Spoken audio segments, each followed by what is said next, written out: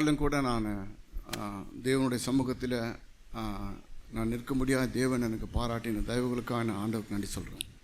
Even today I thank the Lord for His kindness towards me that He has allowed me to stand in His church. தாயின் வயிற்றில் என்னை கண்டு என்னை பேர் சொல்லி அழைத்த தேவன் இந்த நாள் வரல என்னை அவருடைய கரத்தில் என்னை தாங்கி வைத்திருக்கிறார்.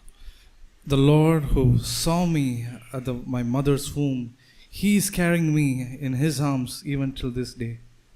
நான் ஒரு பிரசங்கியாக உங்ககிட்ட வந்து நான் பிரசங்கம் பண்ண வேண்டிய ஸ்தானத்தில் நான் நிற்கல. I am not standing here as a profound preacher who is going to preach something here. என்னுடைய தேவனுடைய கரம் என்னை நடத்தி வந்த விதத்தை உங்ககிட்ட சொல்லி அதில் நீங்கள் உற்சாகப்படும்படியாய் அந்த தேவனுடைய கரத்தை நீங்கள் பார்க்கும்படியாய் நான் உங்களோடு கூட இந்த நாளில் ஷேர் பண்ண விரும்புகிறேன். I would like to share the things with which God's hand had guided me all these years and so that you can also be encouraged and see God's hand. வீழ்ந்து போன தாவீதின் கூடாரத்தை நான் திரும்ப எடுத்து கட்டுவேன் என்று சொல்லி என்னை தூக்கி எடுத்து என் தேவனுக்கு முன்பாக நான் சபைக்கு முன்பாக இந்த வார்த்தையை நான் அறிக்கை பண்ண விரும்புகிறேன். Just like we said that the Lord will rebuild the temple of David, in the same way I would like to share my testimony before His church. என்னை நோக்கி நம்மை ஒவ்வொருவரும் நோக்கி இருக்கிற தேவனுடைய கரத்திற்கு முன்பாக நம்மை சதா அவர் நமக்காய் பரிந்து பேசி கொண்டிருக்கிறார். We have God's hand always stretched out towards us, and we have God Jesus who intercedes for us. பிதாவுடைய வலது பரிசுத்தல வீற்றிருக்கிற இயேசு கிறிஸ்துவானவர் நமக்காகவும் உனக்காகவும் எனக்காகவும் சதா பிதாவிடத்தில் பரிந்து பேசி கொண்டே இருக்கிறார். பிரியமானவர்களே, Beloved, Jesus Christ who is reigning on the throne at the right hand of the Father, He is constantly interceding for you and for me. அன்பான சகோதரர்களே, சகோதரிகளே, வாலிப பிள்ளைகளே, நீங்கள் தயவு செய்து நான் பேசுகிற அந்த 20 நிமிஷத்தை நீங்கள் தயவாக கேட்டிங்கன்னா நல்லா இருக்குன்னு நினைக்கிறேன். Beloved brothers, sisters and young people, I plead that you would please, it would go well with you if you can listen to this 20-25 minutes. நரகத்திற்கு பாத்திரவனாய் இருந்த என்னை தூக்கி எடுத்த தேவனுடைய அந்த அதிசயங்களை சொல்லும்படியாக உங்களுக்கு நான் அதனால எழுந்து நிற்கிறேன். I have stood up here to say about the miracles of the Lord who helped me, who protected me when I was on the way to hell. அந்த படுகுழியிலிருந்து அக்கிரமத்தில் மரித்து போய்க்கிருந்த என்னை தூக்கி எடுத்த தேவனுடைய கிருபையை சொல்லி உங்களை நான் எச்சரிக்க விரும்புகிறேன். I would like to show the mercies of the Lord, the grace of God, and also to warn you about all these things that could put us up into the pit, but I want to also say how He pulled me up from the pit. எபேசியர் 6வது அதிகாரம், Ephesians chapter 6.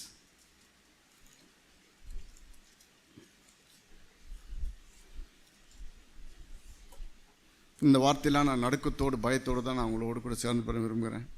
I share these things with trembling and fear. எபேசியர் 6வது அதிகாரம் 11வது வசனம். Ephesians chapter 6 verse 11. நீங்கள் பிசாசின் தந்திரங்களோடு எதிர்த்து நிற்க திராணியுள்ளவர்களாகும்படி தேவனுடைய சர்வாயுத வர்க்கத்தை தரித்துக் கொள்ளுங்கள். Put on the full armor of God so that you will be able to stand firm against the schemes of the devil.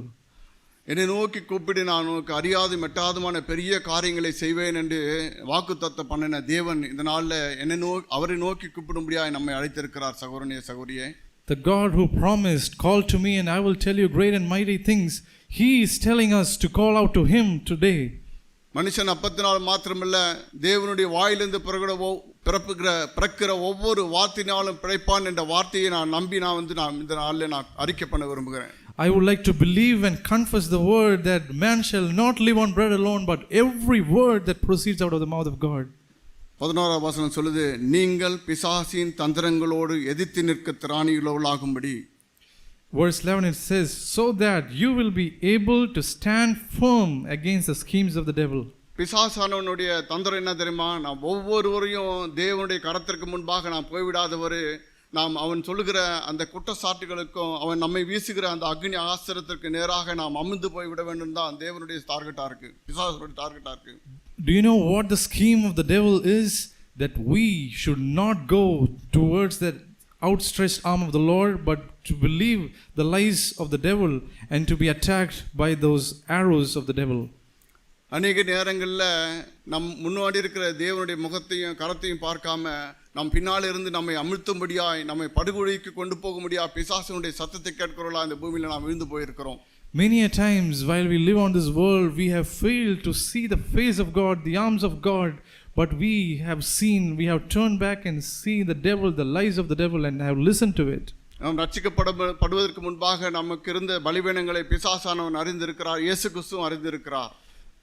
The Lord Jesus and also the devil knows all the weaknesses that we have even before we were born again. அவனுடைய தந்திரங்களை நான் சபைக்கு முன்பாக வெளியரங்கமாக்கும்படியா நான் தேவனுடைய கிருபையினாலே உங்கள் மத்தியிலே நான் அதை சொல்ல விரும்புகிறேன். With the grace of God, I would like to expose before the church all the schemes of the devil. அவன் யாரை குறித்து இந்த பூமியில கன்சர்ன் இல்லை, ஆனால் தேவனுடைய பிள்ளைகளாய் மாறுகிற தேவனுடைய சபையில வீட்டில் உட்கார்ந்துருக்கிற ஒவ்வொரு சகோதரனும் சகோதரியும் பார்த்து தான் அவன் அவனுடைய தந்திரங்களை நம்மை நோக்கி எரிந்து கொண்டே இருக்கிறான். The target of the devil is not the people on this world, but all of us who are here in this church, we are the devil's targets. பிரியமானவர்களே, அவனுடைய தந்திரங்களை அவனுடைய ஸ்கீம்ஸை நாம் அறிந்தோமானால் நலமாக இருக்கும் அப்படின்னு தான் தேவனால நம்மை கூட்டி சேர்த்திருக்கிறார். Beloved, God has gathered us together because it is good for us to know the schemes of the devil. அவனுடைய தந்திரக்காரனாய் நம்ம மத்தியில எப்படியாவது நம்முடைய வாழ்க்கையில நம்முடைய பார்க்கிறோம். He wants to cunningly come into our life. ஆனா நமக்கு அந்த அவனை எதிர்த்து நிற்க திராணி இல்லை, பலன் இல்லை. ஆனா நம்மை தாங்குகிற ஒரு வலதுகரம், தேவனுடைய அந்த நீதியின் வலதுகரத்தினால தாங்குகிற தேவனை நாம் பார்த்துட்டோம்னா பிழைத்திருப்போம். சகோதரனே சகோதரியே, we by ourselves, by our own strength, we cannot stand against the devil, but if we can see the arm of God, the righteous hand of God which is upholding us, we will be preserved. நான் ஒருவேளை நான் என் ஆஃபீஸில் நான் உட்காந்துருக்கும் போது நான் தேவன் எனக்கு இந்த வார்த்தையை தான் ஞாபகப்படுத்தினார். கடந்த வாரத்தில் நான் என்னோட வேலை ஸ்தலத்தில் நான் இருக்கும்போது ஆண்டவர் இந்த வார்த்தையை எனக்கு ஞாபகப்படுத்தினார். When I was sitting in my workplace, when I was sitting there, this is the word that God convicted me. 10வது வசனம், ஏசாயா 41:10. Isaiah chapter 41 verse 10. நீ பயப்படாதே, do not fear, நான் உன்னுடனே இருக்கிறேன், for I am with you. நீ திகைச்சு போகாத, do not anxiously look about you, நான் உன் தேவன், for I am your God. நான் உன்னை பலப்படுத்தி I will strengthen you. உனக்கு சகாயம் பண்ணுவேன். Surely I will help you. என்னுடைய நீதியின் வலதுகரத்தினால் உன்னை நான் தாங்குவேன். Surely I will uphold you with my righteous right hand. உன்னுடைய நீதினால நீ நிற்க முடியாது எனக்கு தெரியும். I know that you cannot stand by your own righteousness. அவனுடைய தந்திரத்தை எதிர்த்து முடியாம நீ விழுந்து போனதை நான் அறிந்திருக்கிறேன். உன்னுடைய தேவன் நான், நீ திகையாத, கலங்கி போகாத அப்படின்னு சொல்லி ஆண்டவர் என்னை பலப்படுத்தினார். The Lord says, I know that you cannot stand against the schemes of the devil, but I with my righteous right hand will uphold you. He encouraged me like that. கேட்டது போல தேவனுடைய தயவு நம்மை நெருக்கி ஏகுகிறது. சகோதரனே சகோதரியே, as we heard, the mercies of God is constraining us. பிரிய இளம் வாலிப சகோதரர்களே சகோதரிகளே, நான் தேவனுடைய கரத்தை நான் பார்த்தோம்னா எவ்வளவுக்கெவ்வளவாய் நான் அவரை நோக்கி ஓடி வந்துடுவேன். நான் படுகுழியில் போய் அமிழ்ந்து போய் தேவன் எவ்வளவாய் பிரயாசப்பட்டு என்னை தூக்குவதை காட்டிலும் எவ்வளோ சீக்கிரம் நான் ரட்சிக்கப்பட்டுட்டா எவ்வளோ தயவா இரக்கமாக இருக்கு எனக்கு. Beloved young brothers and sisters, if you can see the arms of God, you can run to Him. It is rather better to run to the arms of God rather than going into the pit and then God had to pick you out. It is better to be saved as early as possible. மீண்டுமான அந்த எபேசியருக்கு நாம் திருப்புவோம். Let us turn back again to Ephesians chapter 6. எபேசியர் 6வது அதிகாரம். Ephesians chapter 6. அந்த தேவனுடைய கரத்தை நீங்க பார்க்கும்படியா நான் அழைக்கிறேன். I welcome you to see the arms of God. இந்த எபேசியர் 6:10. Ephesians chapter 6 verse 10. நீங்கள் பிசாசின் தந்திரங்களோடு எதிர்த்தெடுக்க திராணியுள்ளவர்களாகும்படி தேவனுடைய சர்வாயுத வர்க்கத்தை தரித்துக் கொள்ளுங்கள். Verse 11, put on the full armor of God so that you will be able to stand firm against the schemes of the devil. ஏனெனில் மாம்சத்தோடும் இரத்தத்தோடும் அல்ல, துரைத்தனங்களோடும் அதிகாரங்களோடும் இப்பிரபஞ்சத்தின் அந்தகார லோகாதிபதிகளோடும் வான மண்டங்களில் உள்ள பொல்லாத ஆவிகளின் சேனைகளோடும் நமக்கு போராட்டம் உண்டு. Verse 12, for our struggle is not against flesh and blood, but against the rulers, against the powers, against the world forces of this darkness, against the spiritual forces of wickedness in the heavenly places. இந்த பூமியில நாம் வாழ்கிற நாட்களிலே அவருடைய பிசாசுடைய பிடியில் இருக்கிற மக்கள் மூலமாக நமக்கு போராட்டம் உண்டு. ஆனால் நாம் அதிலே நாம் ஜெயிக்க முடியும். தேவனுடைய கிருபை கொடுத்து அவர்களை மன்னிக்க முடியாது, அவர்களை ஏற்றுக்கொள்ள முடியாது. தேவன் நமக்கு தயவு பாராட்டி இருக்கிறார். We may have problems from people of this world who are enslaved to the devil, but we can overcome them by being merciful and forgiving them. ஆனால் 13ஆம் வசனம் சொல்லுது, ஆகையால் உனக்கு ஒரு தீங்கு நாள் வரும், அவைகளில் நீங்கள் எதிர்க்கவும் சகலத்தை செய்து முடித்தவர்களாய் நிற்கவும் திராணியுள்ளவர்களாகும்படி தேவனுடைய சர்வாயுத வர்க்கத்தை எடுத்துக்கொள்ளுங்கள். Verse 13 it says, therefore take up the full armor of God so that you will be able to resist in the evil day, and having done everything to stand firm. நாம் எவ்வளவு கழுவாய் தேவனை நோக்கி முன்ன ஒரு சின்ன ஸ்டெப் எடுத்தவன இன்னொருத்தன் பார்த்து கொண்டே இருக்கிறான். நீ எவ்வளவாய் தேவனுக்கு முன்பாக நீ ஒரு சிறு முயற்சியில் ஒரு சிறு காரியத்தில் நான் தேவனுக்கு பக்கம் நிற்க போகிறேன், பிசாசை எதிர்த்து நிற்க போகிறோன்னே அவனை நம்மை நோக்கி ஒரு ஆயுதத்தை எரிந்து கொண்டே இருக்கிறான். Whenever we make a small step towards the Lord, there is somebody who is looking at us. Whenever we make a small progress towards the Lord, the Satan is looking at us to throw his arrows at us. Mahattaya சொன்னது போல தேவனுடைய அவன் நமக்கு நோக்கி எவ்வளவாய் ஒரு அக்னியை போட்டாலும் தேவன் அதை நமக்கு சாதகமாய் மாற்றி கொடுக்கிறார். As Brother Mathaya was sharing, how much ever the fire of the devil can come against us, he can pour that oil. நம்மை ஒன்றுமில்லாதபடியாய் நம்மை அழிக்க முடியாய் அவன் தீர்மானித்திருக்கிறான். ஆனால் தேவனுடைய வலதுகரம் நம்மை அந்த சூழ்நிலைகளிலிருந்து தூக்கி எடுக்கிறது. The devil is ready to defeat us, to overcome us, but the Lord is on our side to pick us up. சத்தியத்தை அறிவிகள், தேவ வசனத்தை நீங்க அறிவிங்க, அந்த தேவ வசனம் நம்மை விடுதலையாக்கும். You will know the truth, you will know God's word, and it is the God's word, the truth, that can set us free. நம்மை நோக்கி வருகிற அந்த டார்கெட்ல இருந்து நான் தப்பித்துக் கொள்ளணும்னா நமக்கு தேவ வசனம் ஒரு ஆயுதமாய் நம்ம கையில் இருக்கணும் பிரியமானவர்களே. If we want to be protected from the arrows that come towards us, we should know God's word, dear brothers and sisters. அவனுடைய அம்புக்கு நான் தப்பினவனாய் உங்களுக்கு முன்பாக நான் பேச விரும்புகிறேன். I would like to speak as a person who has been protected from the arrows of the devil. தேவனுடைய வலது கரத்தில் என்னை தாங்கி இருக்கிறதை பார்த்து நான் இந்த நாளில் என் சகோதரர்களுக்கு நான் எச்சரிப்பாக இந்த வார்த்தையை சொல்ல விரும்புகிறேன். ஒரு நாளும் தேவனுடைய கரம் நமக்கு குன்றி போகவே இல்லை பிரியமானவர்களே. I would like to, after seeing God's hand upholding me, I would like to warn you, dear brothers and sisters, God's hand is not withered. 16வது வசனம், அதே எபேசியர் 6:14, பொல்லாங்கானியையும் அக்னி ஆஸ்திரங்கள்லாம் அவிழ்த்து போடத்தக்கதாய் எல்லாவற்றுக்கும் மேலாக விசுவாசம் என்னும் கேடகத்தை பிடித்து கொண்டவர்களாய் நில்லுங்கள் அப்படி சொல்லி வார்த்தை நம்மை நோக்கி வருகிறது. A word is coming towards us in verse 16. In addition to all, taking up the shield of faith, with which you will be able to extinguish all the flaming arrows of the evil one. தேவனுடைய கரத்தை பார்க்கக்கூடாத அளவுக்கு நம்மை பின்னால் இருந்து நம்மை அமிழ்த்து போடும்படியாய் அவனுடைய அக்னி ஆசிரியர்கள் எல்லாம் தேவன் நமக்கு எதிர்த்து நிற்க திராணிகளாய் மாற்றி இருக்கிறார் பிரியமானவர்களே.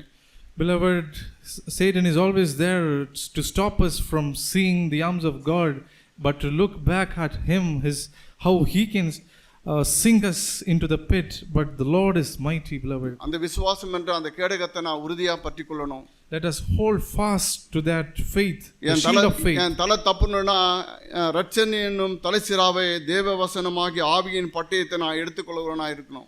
If my head has to be protected, I should take the helmet of salvation. நான் எந்த சூழ்நிலையிலும் எந்த விதமான சமயத்திலும் சகல விதமான வேண்டுதலோடும் விண்ணப்பத்தோடும் ஆவியினில் ஜெபம் பண்ணி அதன் பொருட்டு மிகுந்த மன உறுதியோடும் சகல பரிசுத்தவான்களுக்காகவும் பண்ண வேண்டுதலோடும் விழித்துக் கொண்டிருங்கள் அப்படின்னு சொல்லி வார்த்தை நம்மை எச்சரிக்கிறது. And the word warns us, is alarming us, saying that verse 18, with all prayer and petition pray at all times in the Spirit, and with this in view be on the alert with all perseverance and petition for all the saints. நான் தேவனை அவருடைய ரத்தத்தை சிந்தி அவருடைய கடைசி சொட்டு ரத்தத்தை சிந்தி நாம் ஒவ்வொருவரும் விளைக்கரையும் செலுத்தி நம்மை அவருடைய மகளாய் நம்மை தேவன் தேர்ந்தெடுத்திருக்கிறார் பிரியமானவர்களே. God has chosen us to be his son and daughter by shedding his precious every drop of his blood. He has ransomed us, he has redeemed us.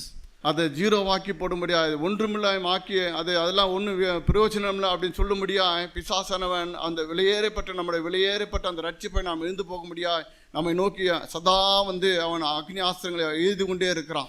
Satan is always throwing those flaming arrows at us so that we may think that all that the Lord has done is of no use, and to hide our eyes from seeing the precious salvation. எனக்கு வருகிற அது மனசோர்வாக இருக்கலாம், எனக்கு வருகிற வியாதியாக இருக்கலாம், எனக்கு வருகிற பண கஷ்டமாக இருக்கலாம், இல்லை என்னை வந்து அமிழ்த்து போடும்படியா எனக்கு வருகிற சூழ்நிலைகளாக இருக்கலாம். It could be discouragement, it could be my sickness, it could be difficulties in my work, financial difficulties. All of these things are things which Satan can bring to sink us into the pit. ஆண்டவர் சொல்றாரு, என் கிருபை உனக்கு போதும். And God is saying, my grace is sufficient for you. என் கிருபை உனக்கு போதும்.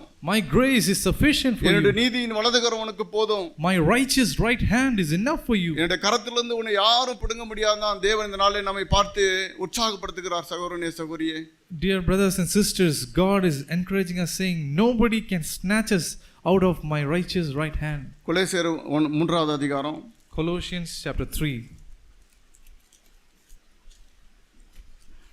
3வது அதிகாரம் 1வது வசனம், நீங்கள் கிறிஸ்துவுடனே கூட எழுந்தது உண்டானால் கிறிஸ்து தேவனுடைய வலது பாரசத்தில் வீற்றிருக்கும் இடத்தில் உள்ள மேலானவர்களையே நாடுங்கள். Colossians chapter 3 verse 1, therefore if you have been raised up with Christ, keep seeking the things above, where Christ is seated at the right hand of God. பூமியில் உள்ளவைகள் அல்ல, மேலானவர்களையே நாடுங்கள். Set your mind on things above, not on the things that are on earth. ஏன்னா நம்ம சுற்றி இருக்கிற நம்ம உறவுகளும் சரி, நம்முடைய வேலை செய்கிறவர்களும் சரி, நாம் போகிற இடங்களும் சரி, எல்லாரும் அந்த பூமிக்கு நாடுகிற மத்தியில் தேவன் நம்மை சொல்கிறார், நீ மேலானவர்களை நாடு. We are in the midst of our relatives or in the place of work where people are always setting their minds on earth, but God is saying, set your mind on things above. ஏனென்றால் நீங்கள் மரித்தீர்கள், உங்கள் ஜீவன் கிறிஸ்துவனோடு கூட தேவனுக்குள் மறைந்திருக்கிறது. Verse 3, for you have died and your life is hidden with Christ in God. நீங்கள் மரித்தீர்கள்னா அப்படின்னா, நான் இந்த உலகத்திற்கு அதனுடைய ஆசாபாசங்களுக்கு தேவன் இந்த உலகம் ஏதோ மேலானதை எண்ணிக்கொண்டிருக்கிறது, அதை எல்லாவற்றுக்கும் மரித்து தேவன் அவருடைய மகனாய் மகளாய் நம்மை தெரிந்து கொண்டிருக்கிறார். When it says for you have died, it means we are dead to this world, the pleasures and all that this world can offer us, but we live for him. நான் இப்போ எங்கே இருக்கிறேன்னா, கிறிஸ்துவுக்குள்ள நான் வாழ்ந்து கொண்டிருக்கிறேன். Where am I now? I live in Christ. உங்கள் ஜீவன் கிறிஸ்துவுடனே கூட தேவனுக்குள் மறைந்திருக்கிறது. Your life is hidden with Christ in God. நம்முடைய ஜீவனாகிய கிறிஸ்து வெளிப்படும் போது நீங்களும் அவரோடு கூட மகிமையிலே வெளிப்படுவீர்கள். Verse 4, when Christ, who is our life, is revealed, then you also will be revealed with him in glory. நாம் வகையில் வெளிப்பட முடியாதபடி இந்த காரியங்கள் தான் நம்மை வந்து பூமிக்குரியவர்களாய் மாற்றுகிறது. சகோதரனே சகோதரியே, Beloved, it is these things that can make us worldly rather than being revealed in the glory. விக்கிர ஆராதனை 5வது வசனம் சொல்லுது, அசுத்தம், மோகம், துர்ரீச்சை, விக்கிர ஆராதனை, பொருளாசை. In verse 5 we read about immorality, impurity, passion, evil desire and greed. நாம் இப்படிப்பட்ட இந்த அசுத்தத்திலையும் இந்த பொருள் ஆசையிலையும் துர் இச்சையிலையும் நாம் முழுகி போயிருந்தோம்னா தேவனுடைய கோபம் நம்மை வந்து அழுத்தி போடும் தான் இந்த வார்த்தை நம்மை எச்சரிக்கிறது. It is warning us that the wrath of God will come upon all those who have this immorality, impurity and passion and desire and greed. இதில் நாம் முழுகி போகக்கூடாது தான் தேவனுடைய கரம் நம்மை நோக்கி சதா நம்மை நோக்கி பரிதி பேசிக் கொண்டிருக்கிறது. And it is because that we should not fall into these pits that the arm of God, that Jesus is interceding for us. 1 தெசலோனியர் 5வது அதிகாரம் 1 Thessalonians chapter 5. 5வது வசனம், நீங்கள் ஆளும் வெளிச்சத்தின் பிள்ளைகளும் பகலின் பிள்ளைகளுமாய் இருக்கிறீர்கள், நாம் இரவுக்கும் இருளுக்கும் உள்ளானவர்கள் அல்லவே. 1 Thessalonians chapter 5 verse 5, for you are all sons of light and sons of day, we are not of night nor of darkness. ஆகையால் மற்றவர்கள் தூங்குறது போல நீங்கள் தூங்காமல் விழித்துக் கொண்டு தெளிந்தவர்களாய் இருக்க கடவோம். So verse 6, so then let us not sleep as others do, but let us be alert and sober. நம்மை சுற்றி இருக்கிற உலகத்தில் அநேகர் வந்து ஏதோ ஒரு மயக்கத்தில் ஏதோ ஒரு தூக்கத்தில் இருக்கிறாங்க. ஆனால் தேவன் நம்மை சொல்கிறார், நீ விழித்திருப்பா, அந்த மயக்கத்தில் நீயும் போயிடாத அப்படின்னு சொல்லி தான் இந்த நாளில் தேவன் நம்மை பார்த்து எச்சரிக்கிறார். The people in this world is in some kind of dizziness or some kind of sleep, but God is warning us, you do not sleep like them. 8வது வசனம், பகலுக்குருளாக நாமோ தெளிந்தவர்களாய் இருந்து விசுவாசம், அன்பு என்னும் மார்க்கவச்சத்தையும் ரட்சிப்பின் நம்பிக்கை என்னும் தலை சிராவையும் தரித்து கொள்ள கடவோம். Verse 8, but since we are of the day, let us be sober, having put on the breastplate of faith and love, and as a helmet the hope of salvation. தேவன் நம்மை கோபாக்கினைக்கென்று நியமிக்காமல் நம்முடைய கர்த்தராகிய இயேசு கிறிஸ்து மூலமாய் ரட்சிப்படைவதற்கென்றே நம்மை நியமித்தார், நம்மை முன்குறித்தார். Verse 9, for God has not destined us for wrath, but for obtaining salvation through our Lord Jesus Christ. நாம் வீத்திருப்பவர்களானால் நித்திரை இறந்தவர்களானாலும் நம்முடனே நாம் ஏகமாய் பிழைத்திருக்கும்படி அவர் நமக்காக மரித்தாரே. Verse 10, who died for us, so that whether we are awake or asleep, we will live together with him. ஆகையால் சகோதரர்களே சகோதரிகளே, நீங்கள் செய்து வருகிறபடியே ஒருவரை தேற்றி ஒருவருக்கு ஒரு பக்தி விருத்தி உண்டாகும்படி செய்யுங்கள். Verse 11, therefore encourage one another and build up one another, just as you also are doing. தேவன் தான் சொல்றாரு, என் சகோதரன் மயக்கமா இருக்கானா, தெளிந்து உள்ளானா, இல்லாம இருக்கிறானா அப்படின்னா, நான் என் சகோதரிக்கும் என் சகோதரனுக்கும் காவலாளியா இருந்து அவர்கள் தேவனுடைய தயவை காட்டி அவர்களை நான் தெளிந்தவர்களாய் மாற்ற முடியாதான் தேவன் நம் ஒருவரையும் கூட்டி சபையில வைத்திருக்கிறார். God has gathered each one of us together in this church so that we may be keeper for our fellow brother and sister to see if he is really awake or is he sleeping. If he is sleeping, we should be the ones who are encouraging and awakening him. இந்த வார்த்தையெல்லாம் தேவன் என்னோக்கு பேசிக் கொண்டிருக்கும் போது என்னை உற்சாகப்படுத்தின ஒரு மனுஷரை நான் உங்களுக்கு முன்பாக இந்த நாளை நான் காட்ட விரும்புகிறேன். I would like to show about one person whom God showed while I was meditating on என்னை these போல verses. விழுந்து போய் சோர்ந்து போய் இருக்கும்போது உற்சாகப்படுத்தின ஒரு வார்த்தையை நான் உங்களுக்கு முன்பாக காட்ட விரும்புகிறேன். When I was in my failure, when I was like a person who was failed, this was one person who had encouraged me. எவ்வளவாய் தேவனுடைய கிருபையை நான் ருசித்திருந்தாலும் சோதனையின் காலத்தில் பிசாசன் எனக்கு வைக்கிற அந்த ட்ராப்பில் நான் மாட்டிக்கொள்கிறவனா இருக்கிறத பார்த்து தான் தேவன் ஏதோ எனக்கு முன்பாக இப்படிப்பட்ட ஒரு சகோதரர்கள் இருந்திருக்கிறாங்க அப்படின்றத காட்ட முடியாது தேவனுக்கு இந்த வார்த்தையை காட்டினார். God showed me this verse to show me that when I was caught in the trap of the devil, there were other brothers and sisters who helped me with it. மத்தேயு 4வது அதிகாரம் Matthew chapter 4 18வது வசனத்திலிருந்து நான் வாசிக்கிறேன். from verse 18 onwards. இயேசு கலிலேயா கடலோரமாய் நடந்து போகையில் மீன் பிடிக்கிறவர்களாய் இருந்த 2 சகோதரர் ஆகிய பேதுரு என்னப்பட்ட சீமோனும் அவன் சகோதரன் அந்திரேயாவும் கடலிலே வலை போட்டு கொண்டிருந்த போது அவர்களை கண்டு, என் பின்னே வாருங்கள், உங்களை மனுஷரை பிடிக்கிறவர்களாக ஆக்குவேன் என்றார்.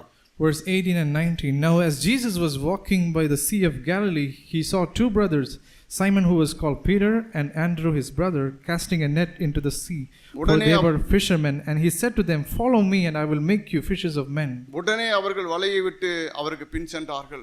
Immediately they left their nets and followed him. எதனால அப்படின்னு சொல்லி கூட ஒரு கேள்வியும் கேட்கல. இன்றைக்கு அது நடக்குமான்னு தெரியல. நான் அப்படிதான் என்னை சோதிச்சு பார்த்தேன். ஆண்டவரே, நான் இப்படிப்பட்ட மனுஷனா இருக்கேன்னா என் பழப்பு அடுத்த வேலை சாப்பாட்டுக்கு எனக்கு வழி என்னன்னு தெரியல. ஆனால் நான் அதுதான் நம்பி தான் அந்த தொழிலை செய்துட்டு இருக்கிறேன். என்னை விட்டுட்டு வாண்டுறீங்க, நான் விட்டுட்டு வரேன் அப்படின்னு சொல்லி அவ்வளவா தேவனிடத்தில் கேள்வி கேட்காம வந்த ஒரு மனுஷன். They were people who did not question. They did not question the Lord for what reason, why should we come. They did not ask any questions like that. I was examining myself. If the Lord called me, will I ask questions? What will I ask the Lord? What will I do for tomorrow's meal and all of those things? அந்த தேவன் அழைத்த அந்த பரமழைப்பின் நோக்கத்தை ஆண்டவர் எல்லாவற்றையும் பேதுருவை குறித்து முற்றிலுமாய் அறிந்து தான் தேவன் என் பின்னால வா அப்படின்னு சொல்லி அழைக்கிறார். God is calling me, knowing the purpose of his calling, the eternal purpose with which he is calling us. அன்றைக்குனா பேதுருக்கு நம்மை போல அவர் அறியாதவராய் கல்லாதவராய் இருந்து தேவனுடைய சித்தத்தை அறியாதவராய் இருந்திருக்கலாம். In those days there would have been uneducated people and also who had not known the will of God. எதற்காக தேவன் கூப்பிடுறாரு, எதற்காக அவர் என்னை விட்டுட்டு வா அப்படின்றாரு அப்படின்னு நமக்கு தெரியாம இருக்கலாம். We may not know why God is calling us, what is the purpose with which he has called us. மத்தேயு 26வது அதிகாரம் 33வது வசனத்துல Matthew chapter 26 verse 33. பேதுரு சொல்றாரு, பேதுரு அவருக்கு பிரதியுத்தரமாக, உன் நிமித்தம் எல்லாரும் இடரில் அடைந்தாலும் நான் ஒரு காலம் இடரில் அடையேன் என்றான். Verse 33, but Peter said to him, even though all may fall away because of you, I will never fall away. ஏன்னா கேள்வி கேட்காம வந்த ஒரு மனுஷன். He was a person who followed the Lord without questioning. தேவனை அவ்வளவாய் கண்மூடித்தனமாய் பின்பற்றின ஒரு மனுஷன். He was a person who blindly followed the Lord. நாம் அப்படி தான் வந்தோம். ஒவ்வொருத்தரும் ஒவ்வொரு சகோதரன் சகோதரியும் இந்த உலகம் நான் கிறிஸ்துவனா மாறிட்டுனா என்னை எவ்வளோ ஏவலமாக பேசுவேன், கேவலமாக பேசுவேன், என் சொந்தக்காரன் எப்படி பேசுவான் அப்படின்னெல்லாம் யோசிக்காம நாம் தேவனுடைய பின்னால் வந்தவர்கள் சகோதரர்களே சகோதரிகளே. Dear brothers and sisters, all of us followed the Lord like that in the beginning, that we don't care what our relatives, people in our work, our friends, whatever they may think, that I don't think about all those things, but I just follow the Lord. நீங்க அப்படி கடந்து போனீங்களா போனான்னு தெரியாது. But நான் அந்த பாதியிலே கடந்து போனேன். என்னை எப்படி தெரியுமா கேள்வி பண்ணாங்க, சார் நீங்கள் ஒரு அலுவலக கூட்டமா சார் அப்படின்னு கேட்டாங்க. I don't know if you have went this way, but this is how they mocked me in my place of work. Sir, are you one of those members of the Hallelujah group? எங்க சொந்தக்காரர் எங்க close relatives என்ன சொன்னாங்க, நீ கிறிஸ்துவனா மாறினா உனக்கு தரித்திரம் தான் இருக்கும், நீ சபிக்கப்பட்டவனா இருப்ப அப்படின்னு சொன்னாங்க. And my relatives said, if you choose to be a Christian, you will have poverty, you will be cursed. இன்னும் 30 வருஷமா அந்த அவங்க சொன்ன வார்த்தையை நான் தேவனுக்கு முன்பாக எடுத்துக்கொண்டு போய் தேவன் என்னை பலப்படுத்தி நான் பார்த்து கொண்டே இருக்கிறேன். For 30 years I heard that word and I've taken that to the Lord, but I have seen how the Lord has helped me. தேவனுடைய அவருடைய நீதியின் வலதுகரம் என்னை தாங்குறதை இந்த நாளிலும் கூட நான் பார்த்து கொண்டே இருக்கிறேன். Even till this day I can see that the righteous right hand of God is upholding me. வாலிப சகோதரனே சகோதரியே, தேவன் நம்ம இளம் பிராயத்தில் என்னை 19 வயசுல தேவனுடைய அவருடைய மகனாய் தெரிந்து கொண்டார். Young brother, young sister, God is calling us at our young age. God called me when I was 19. எனக்கு வேதம் தெரியாது, இயேசு கிறிஸ்து தெரியாது. நான் செய்ததெல்லாம் ஒரு பெரிய கல்லை சுத்தி வணங்கி கொண்டிருந்த மனுஷன். I did not know the Lord. I did not know about Christianity. I was a person who was worshipping stones. என் பின்னால வா, நீ வருத்தப்பட்டு பாரத்தை சுமந்து கொண்டிருக்கிறியா, என்னை நோக்கி கூப்பிடு, உனக்கு அறியாது மெட்டாதமான நான் பெரிய காரியங்களை சொல்லுவேன் அப்படின்னு சொல்லும்போது நான் தேவனை நோக்கி வந்தேன். When the Lord said, are you weary and heavy burdened, come to me and I will give you rest. That's the word the Lord spoke to me and I followed him. மத்தேயு 11:28 அந்த வார்த்தை என்னை நோக்கி அவ்வளவா என்னை அழைத்தது. The words in Matthew chapter 11 verse 28, that word welcomed me to the Lord. இன்றைக்கு எனக்கு அந்த வார்த்தை வெளிச்சமா இருக்கு, பசுமையா இருக்கு எனக்கு. And even today that word is such a revelation and is so fresh to me. பாலைவனத்துல ஒரு டம்ளர் தண்ணி கிடைச்சது போல எனக்கு அந்த வார்த்தை அப்படியே இருந்தது. And those words were like a person getting a glass of water in a desert. வாலிப சகோதரனே சகோதரியே, எவ்வளோ நாள் நீ வேஸ்ட் பண்ணதை இன்றைக்கு நான் உங்களுக்கு சொல்ல விரும்புகிறேன். தயவு செய்து இந்த மகத்துவங்களை எழுதி கொடுத்திருக்கிறார் தேவன். அதை நீங்கள் ஏதோ அந்நியருக்கு யாரோ ஒருத்தருக்கு எழுதுன பைபிள் மாதிரி நீங்கள் நினச்சிடக்கூடாதுன்றதுக்காக தான் நான் இந்த நாளில் உங்களோடு கூட நான் பரிதபித்து பேசுகிறேன். Dear young brother and young sister, you might have wasted a lot of your time, but even this day I want to show that you may see all the glories, that you may not despise God's word. என்னோட மகத்துவங்களை நான் எழுதி அவங்களுக்கு கொடுத்தேன். ஆனால் அவங்களும் அதை ஒரு யாரோ ஒருத்தர் அந்நியருக்கு யாரோ ஒருத்தர் எழுதுனாங்க, இஸ்ரேல் ஜனத்துக்கு எழுதுனாங்க, அவங்களுக்கு எழுதுனாங்க, இவங்களுக்கு எழுதுனாங்கன்னு சொல்லி நாம் அது அறியாமல் இருந்துடக்கூடாதான். தேவனுடைய இருதயம் இந்த நாளில் நம்மை நோக்கி அங்காளாய்க்கிறது. God's heart is his anguish towards us, his grief is that the word that I am given to my people, they have treated it like an alienated thing, that God does not want us to treat God's word like that. நான் சாந்தமும் மனத்தாழ்மையா இருக்கிறேன், என் நுகத்தை உங்கள் மேல் ஏற்றுக்கொண்டு என்னிடத்தில் கற்றுக்கொள்ளுங்கள், அப்போது உங்கள் ஆத்துமாக்களுக்கு இளைப்பாறுதல் கிடைக்கும். Take my yoke upon you and learn from me, for I am gentle and humble in heart, and you will find rest for your souls. நீ ஓடி ஓடி ஓடி எத்தனை புண்ணிய ஸ்தலத்துக்கு போனாலும் கிடைக்காத இளைப்பாறுதலை தேவன் என்னோட வாழ்க்கையிலே கொடுத்தார். பிரியமானவர்களே, how many places you could have been running, and all the good things and good places and the holy places you may go, but God gave me that peace. அவர் வார்த்தை உண்மை உள்ளது. His word is true. அவர் ஒரு நாளும் பொய் சொல்லுகிற தேவன் அல்ல. He is not a God who lies. நேற்றும் என்றும் மாறாத தேவன் அவர். He is the same yesterday, today and forever. அவர் நமக்காக பிதாவுடைய வலது பரிசத்துல நமக்கு ஒவ்வொருவருக்காகவும் உம்முடைய பேர் சொல்லி உங்களுடைய ஒவ்வொருவருடைய பேர் சொல்லி அவர் பரிந்து பேசிக் கொண்டிருக்கிறார். Our Lord Jesus is at the right hand of the Father and specifically mentioning each one of our names. He is interceding for us. யோவான் 21வது அதிகாரம், Gospel of John chapter 21.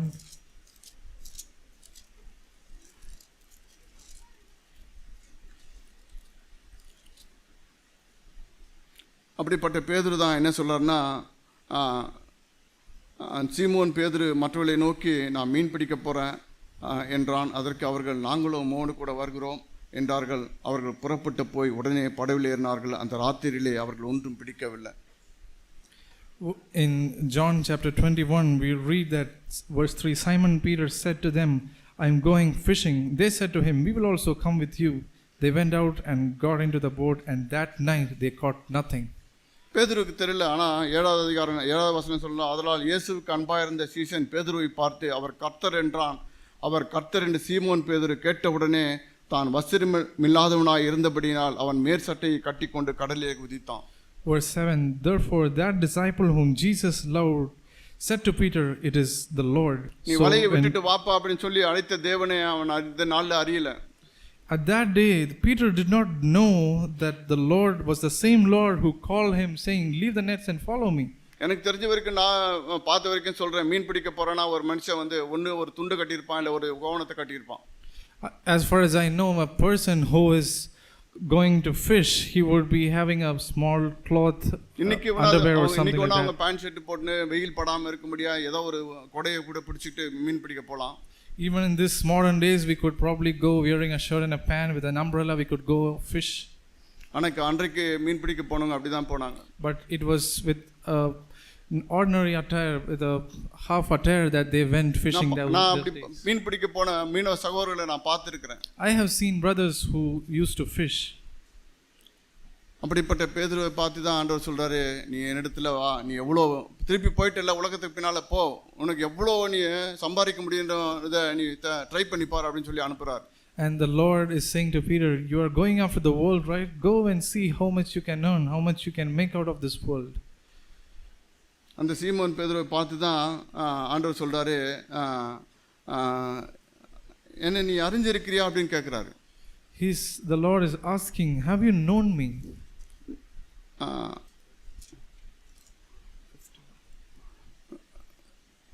15வது வசனம், verse 15. 21:15. John chapter 21 verse 15. அவர்கள் போஜனம் பண்ணின பின்பு இயேசு சீமோன் பேதுருவை நோக்கி, யோனாவின் குமாரனாகிய சீமோனே, இவர்களிலும் அதிகமாக என்னிடத்தில் அன்பாயிருக்காயா என்றார். அதற்கு அவன், ஆமாண்டவரே, உம்மை நேசிக்கிறேன் என்பதை நீ அறிவீர் என்றான். Verse 15. So when they had finished breakfast, Jesus said to Simon Peter, Simon, son of John, do you love me more than these? He said to him, yes, Lord, you know that I love you. ஆண்டவர் கேட்க தான் அந்த பேதுரு உடைந்து போய் நீங்கள் அறிவிங்க அப்படின்னு சொல்லி அவன் மனம் கசந்து அழுகிறான். And since after the Lord Jesus asked him multiple times, he was broken, he was grieved, and he wept bitterly. அந்த பேதுரு மேலே தான் தேவன் சபையை கட்டுவேன் அப்படின்னு சொல்றாரு. And it was upon Peter that the Lord said, I will build my church. நீங்கள் எத்தனை பேர் பார்த்துருப்பீங்கன்னு தெரியாது, நாம் தேவனுடைய ஆலயத்தில் நாம் ஒவ்வொருவரும் தேவனுடைய கரங்களில் செதுக்கப்பட்ட செங்கலாக இருக்கணும். அவர் அஸ்திபாரத்தில் அவர் ஆலயத்தில் நாம் அப்படிப்பட்ட ஒரு செங்கலாக இருக்கணும் தான் தேவன் நம்மை அழைத்திருக்கிறார். Beloved brothers and sisters, God has called us all together that we may all be those rocks which are carved by the hands of God. நீங்கள் அந்த சூளை போடுற இடத்துல போய் பார்த்தீங்கன்னா ஒரு சில செங்கல் எல்லாம் வந்து ஒரு மூலையில் கருப்பாய் கடினமாய் போய் அது வந்து எடுத்து உடைக்க கூட முடியாத அளவுக்கு அது தள்ளி விட்டுருவாங்க. If you go and see the furnaces where they make bricks, you will see that some of those bricks are completely black and they cannot use it, they will throw it away. அந்த கொத்தனார் கட்டும்போது எடுத்து தட்டி பார்ப்பாரு, இது ஊமக்கல்லுங்க, இதுக்கு ஜீவன் இல்லை, இதை போட்டுருங்க, இது வைக்கக்கூடாது அப்படின்னு சொல்லுவார். And when the mason comes and uses the brick, he will just try and see if it is good. See if that brick sounds differently, he would say that this is of no use. இது ஒண்ணுக்கு பிரயோஜனம் இல்லை, waste அப்படின்னு சொல்லி தள்ளி விட்டுருவாங்க. They will say it is of no use, it's total waste, and they will throw that brick away. ஆனா தேவன் நம்முடைய மனம் திரும்புதலை பார்த்து நம்மிடத்துல இன்னும் அந்த ஜீவன் இருக்குது அப்படின்றத பார்த்து நம்ம எடுத்து செதுக்கி அவருடைய ஆலயத்துல இந்த பில்டிங்கில் ஒரு கேப் இருக்குது, அந்த கேப்பில் நான் வைக்கணும், இந்த மகளை வைக்கணும் அப்படின்னு சொல்லி ஆண்டவர் நம்மை அழைத்திருக்கிறார் பிரியமானவர்களே. But God picks us up and sees that there is some kind of life, and whatever be that condition, he picks us up and he puts us in that gap, in the part of the church, he puts in the part, he keeps us. தேவன் உலாவுகிற அந்த ஆலயத்தில் நான் ஒரு கல்லாக இருந்துட்டேன்னா, எனக்குன்னு ஒரு சின்ன ஒரு இடத்த நான் தெரிந்து கொண்டேன்னா எவ்வளோ மகிமையாக இருக்கும். சந்தோஷ் புனன் அப்படி தான் சொல்கிறாரு, எனக்கு வந்து தேவனுடைய ஆலயத்தில் ஒரு சின்ன இடம் கிடச்சிச்சுன்னா போதும், it's a privilege for me, எனக்கு ஒரு மிகப்பெரிய பாக்கியம் அது. How glorious will it be if I find my small place in the church, wherever God has kept me. That's what Brother Santosh Manan would also say. It's such a privilege to have my place in the church which God is building. மத்தேயு 16:18 சொல்லி நான் முடிக்க விரும்புகிறேன். I would like to conclude by quoting Matthew chapter 16 verse 18. மேலும் நான் உனக்கு சொல்லுகிறேன், நீ பேதுருவாய் இருக்கிறாய், இந்த கல்லின் மேல் என் சபையை கட்டுவேன், பாதாளத்தின் வாசல்கள் அதை மேற்கொள்வதில்லை. I also say to you that you are Peter, and upon this rock I will build my church, and the gates of Hades will not overpower it. பரலோக ராஜ்யத்தின் திறவுகோல்களை நான் உனக்கு தருவேன். பூலோகத்திலே நீ கட்டுகிறது எதுவோ அது பரலோகத்திலே கட்டப்பட்டிருக்கும், பூலோகத்திலே நீ கட்டெழுப்பது எதுவோ அது பரலோகத்திலே அழுக்கப்பட்டிருக்கும் என்றார். Verse 19, I will give you the keys of the kingdom of heaven, and whatever you bind on earth shall have been bound in heaven, and whatever you loose on earth shall have been loosed in heaven. என் அன்பு சகோதரனே, அந்த பேதுரு அப்படின்ற அந்த பேரை மட்டும் எடுத்துட்டு உங்களோட பேரை போட்டு நீங்க வாசி பாருங்க. தேவன் நம்மேல் செலுத்தின, தேவன் நம்மேல் வைத்த அந்த அன்பின் ஆழத்தை அகலத்தை நீங்க அறிய முடியும். Beloved brother and sister, take that name Peter and put your name there, and you will be able to see the length and breadth of the love which God has for us. ஒன்றும் அதுக்கு ஈடாகாது பிரியமானவர்களே. Nothing can come close to that. நீ உலகம் முழுக்கும் போய் நீ ஆதாயப்படுத்தினாலும் உன் ஜீவனுக்கு வேஸ்டா போச்சுன்னா அந்தோ பரிதாபம். Woe to you, what use it is if you gain the whole world but lose your own life. நான் தேவனுடைய ஆலயத்துல ஒரு அரசங்க எல்லாம் இருந்தாலும் கூட போதும். Even if I am a half brick in God's temple, His church, that is enough. அந்த சந்தோஷ் சொன்னது போல, சந்தோஷ் பூனன் அவர் சொன்னது போல, நான் எனக்கு ஒரு சின்ன இடமா இருந்தா கூட போதும். அது தேவனுடைய ஆலயத்துல எனக்கு மிகப்பெரிய ஒரு பாக்கியம் அது. As Brother Santosh Punan says, even if it is a small portion in the church, small part in the church, if I am in God's church, the church which He is building, that is a privilege, that is enough for me. என்னை நோக்கி பிசாசு அநேக அக்னி ஆசிரியர்களை நோக்கி கொண்டு வந்தான். என்னை ஒரு பெரிய வேலையில் கொண்டு போய் வச்சான். பெரிய பணத்தை கொடுக்க முடியாது. அவன் சோதிக்க பார்த்தான். எனக்கு முன்பாக புறஜாதியான பெண்களை கொண்டு வந்து நான் திருமணத்தில் விழுந்து போக முடியாது என்னை சோதிச்சான். ஆனால் தேவனுடைய வலதுகாரம் என்னை தாங்கி என்னை தப்பு வைத்து அவருடைய பாதுகாப்பாய் இந்த சபையில வைத்து என்னை பாதுகாத்திருக்கான தேவனுக்கு நன்றியுள்ள நான் இருக்கிறேன். I thank the Lord because even though Satan threw his arrows, his fiery arrows towards me, he even placed me. I was tempted in many ways, like I was kept in a very high job. He tempted me there, and then he tempted me, allowed me to go through temptations where I could marry worldly women, but God preserved me through all of that and has kept me in His church, and I'm thankful for that. நான் பார்த்ததெல்லாம் எனக்காக அடிக்கப்பட்ட அந்த காயங்களுடைய கரங்களை தான். All that I saw was the arms, the hands of God which were wounded for me. அவருடைய கரத்தில் இருந்த அந்த காயத்தை தான் நான் பார்த்தேன். I saw the wounds that were in His arms. ரெண்டு காலையும் சேர்த்து வச்சு அடிக்கப்பட்ட அந்த ஆணியை தான் நான் பார்த்தேன். I saw those nails which pierced those feet of Jesus. நான் விழுந்து போனதுதான். ஆனால் தேவன் அவருடைய வலது கரத்தை கொண்டு என்னை அநேக நேரங்களில் என்னையும் உங்களையும் எத்தனையோ விதத்தில் தேவன் தாங்கி இருக்கிறார், தப்பி இருக்கிறார். நாம் எனக்கு தெரியாது. நித்தியத்தில் நான் பார்க்கும்போது நான் வாயை பொத்திக் கொள்கிறவர்களாக இருப்போம். I am a person who have failed in many areas, but His righteous right hand has upheld me, and in eternity we will see, and we will keep our mouths shut, seeing all the areas with which He has upheld us in His righteous right hand. தேவன் நமக்கு உதவி செய்வாராக. May God help us.